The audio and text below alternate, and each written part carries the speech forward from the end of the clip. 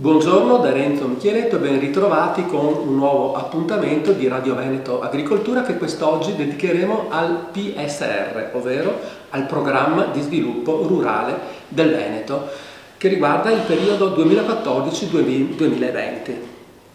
Per questo abbiamo invitato in studio, e grazie per essere con noi, il dottor Franco Contarin, che è il direttore dell'autorità di gestione della Regione Veneto per quanto riguarda appunto il PSR.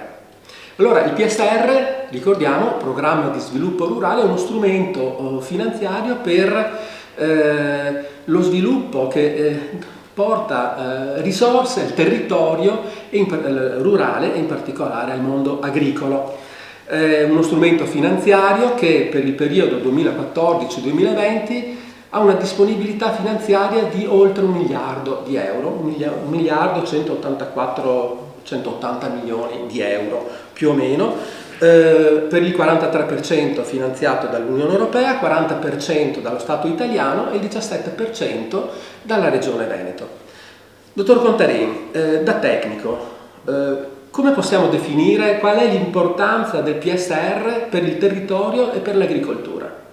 Allora, il programma di sviluppo rurale di fatto è la sua seconda edizione, la prima di questa configurazione risale al 2007 e si è andato in questi 15 anni ormai via via confermando come lo strumento base per sostenere finanziariamente gli investimenti necessari a creare lo sviluppo degli anni successivi, futuri, del mondo rurale regionale. Agricoltura, agroalimentare, innovazione, ammodernamento, ricambio generazionale, politiche agroambientali sono i driver su cui questo strumento ha puntato e sta puntando proprio in prospettiva di garantire un tessuto imprenditoriale dinamico, vivo e proteso al futuro per garantire sviluppo.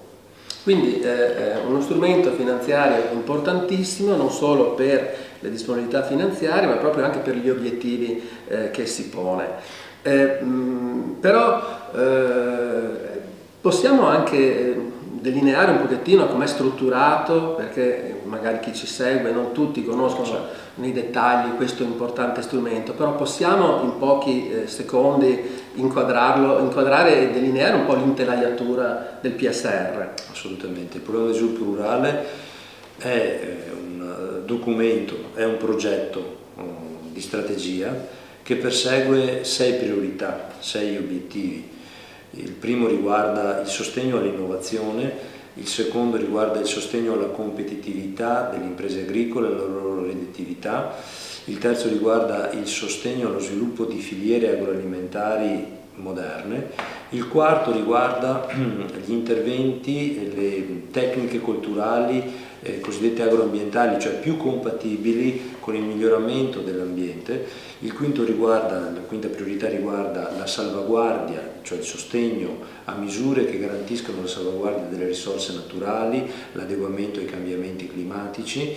E la sesta priorità, il sesto obiettivo generale, riguarda invece il sostegno allo sviluppo locale nei territori più in ritardo di sviluppo o con maggiori potenzialità di sviluppo e connotazione rurale. Benissimo, poi per queste 6 priorità sono previste una serie di misure, certo, all'interno delle quali poi i beneficiari presentano dei progetti, ma adesso andremo a delinearli un pochettino meglio. Possiamo fare, visto che ci troviamo più o meno a metà percorso, com'è andata finora? Ma finora dal punto di vista del programma è andata molto bene. In questo momento il programma ha già impegnato a favore di un nutrito numero di beneficiari l'80% di risorse disponibili di quel 1 miliardo e 169 milioni che citavi in apertura. Di questo coacervo di risorse, questi quasi 900 milioni di euro già impegnati, oltre 500, poco più di 500 sono stati erogati al 31 dicembre 2018 agli effettivi beneficiari che hanno realizzato i progetti, le domande su cui si erano impegnati. Entriamo un attimo più per capire, perché magari chi ascolta si chiede, ma esattamente cosa è stato fatto? Quindi quell'azienda agricola cosa ha potuto fare grazie a questi finanziamenti? Allora, darò alcuni esempi, sì, certo, perché è impossibile. Chiaro. Il programma di sviluppo rurale sostiene 45 misure, tipi di intervento che perseguono quelle 6 priorità, quei 6 obiettivi generali. Gli interventi più significativi, più pregnanti, non solo per l'entità finanziaria ma anche per l'obiettivo che vanno a cogliere, sono, ne cito alcuni, faccio alcuni esempi. Il primo, il sostegno all'insediamento del giovane agricoltore. Un agricoltore che o subentra al padre o subentra al nonno o apre comunque una nuova attività agricola può ricevere un premio di 40.000 euro per effettuare le spese necessarie a installarsi come capo di quell'azienda, come titolare. Quanti giovani hanno usufruito di questo? In questo momento hanno usufruito già 1.100 giovani, l'obiettivo del programma è di sostenerne 2.100. Vengono effettuati bandi annuali che consentono ai giovani di presentare istanze. Ecco, ricordiamo che sul sito della Regione Veneto c'è il sito che psrveneto.it, si trova tutto quello che stiamo parlando. Tutti i bandi, i testi dei bandi, una serie di materiali divulgativi che facilitano l'approccio alle domande. Sì, prego. Un altro tipo di intervento per noi significativo è stato quello a sostegno degli investimenti in innovazione da parte delle aziende agricole per aumentare il loro rendimento e la loro redditività.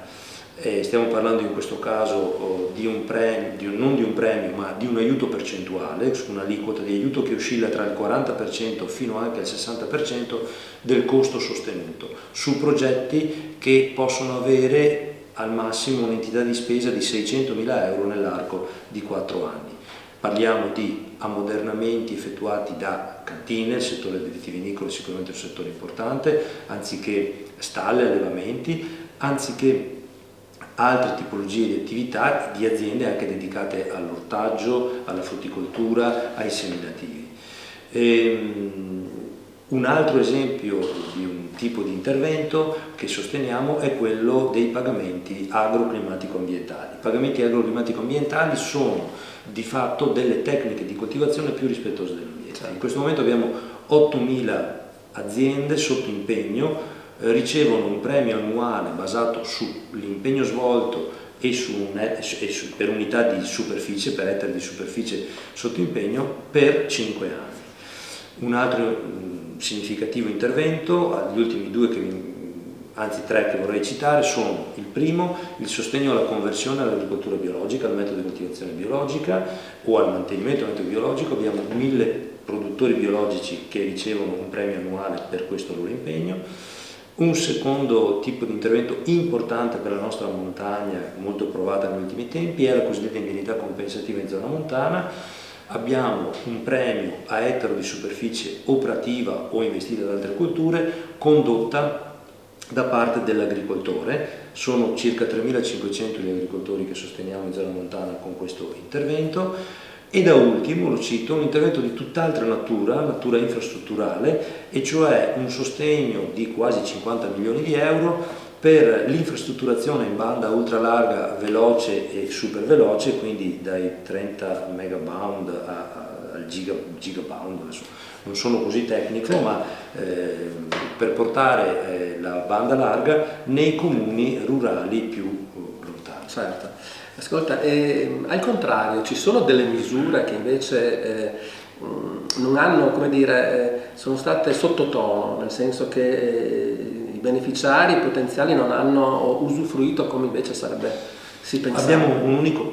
Onestamente abbiamo 2 casi. Uno legato a un cambiamento del quadro incentivante nazionale, ed è l'intervento a favore della realizzazione di impianti che utilizzino effluenti aziendali da allevamento zootecnico per produrre o energia o biometano. Un cambio normativo ha reso meno appetibile, meno interessante, quindi abbiamo registrato alcuni bandi in cui per la prima volta le risorse messe a bando non sono state completamente richieste e utilizzate.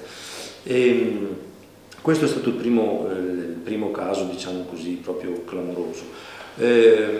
Sinceramente non è un secondo caso, ma abbiamo avuto invece di converso una risposta molto positiva rispetto al precedente programma di sviluppo rurale da parte delle misure agroambientali e di sostegno alla conversione all'agricoltura biologica, dove abbiamo veramente avuto un exploit di richieste.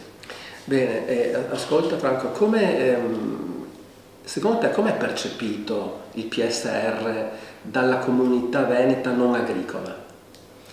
Allora, è uno sforzo che abbiamo in atto in questo momento, in questi anni, proprio per farlo conoscere con una serie di incontri, di iniziative. Sul territorio, nelle città, con gli studenti, per far capire l'importanza di questo strumento.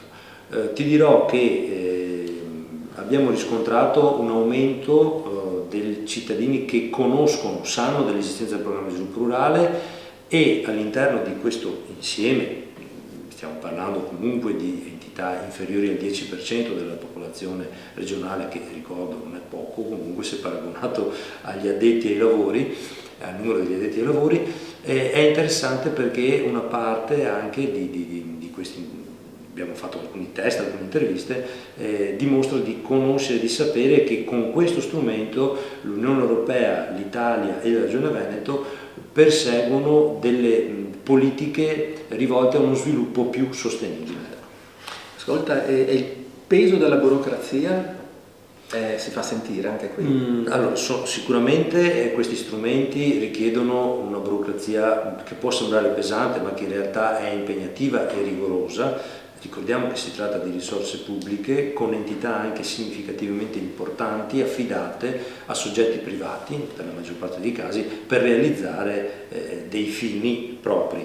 Per renderla più sopportabile abbiamo fatto alcune scelte di base, ad esempio abbiamo completamente digitalizzato le domande, i supporti cartacei non li usiamo più se non per necessità di pronta consultazione, ma viaggia tutto sul sistema informativo, e abbiamo anche calendarizzato per tutti gli anni della programmazione i bandi in modo tale che ciascun interessato possa per tempo prepararsi, ottenere le autorizzazioni, che molto spesso sono il vero onere burocratico, non tanto la domanda ma le autorizzazioni e i documenti necessari da allegare in domanda. Bene, andiamo in chiusura e volevo però chiederti qualcosa sul post 2020. Noi sappiamo che la programmazione europea funziona per periodi di 7 anni in 7 anni, quindi oggi ci troviamo nel periodo 2014-2020, ma già si sta programmando il 2021-2000, cioè i 7 anni successivi. Quindi già però si sta discutendo di questo, già a livello di Unione Europea ma anche a livello regionale. Abbiamo fatto degli incontri a fine dicembre.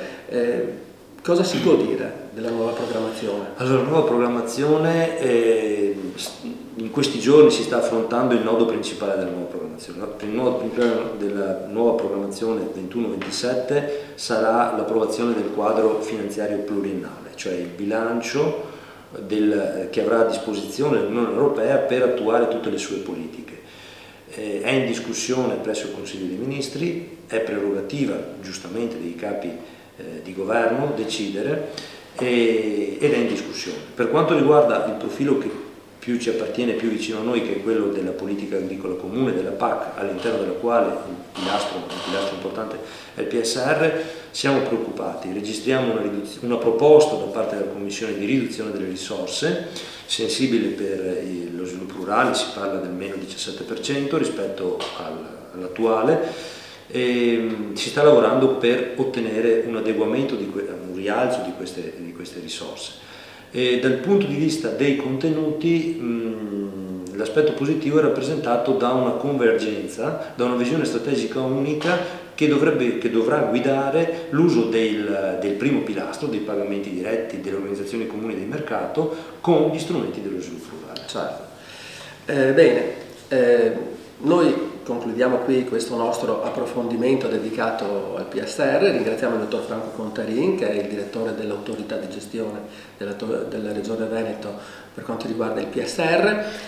Ricordiamo che tutte queste cose, queste informazioni temi che abbiamo affrontato sono disponibili sul sito psrveneto.it, sono tutte le informazioni, tutte le misure e quant'altro, e le iniziative sul territorio in programmazione. Grazie ancora e un arrivederci al prossimo appuntamento.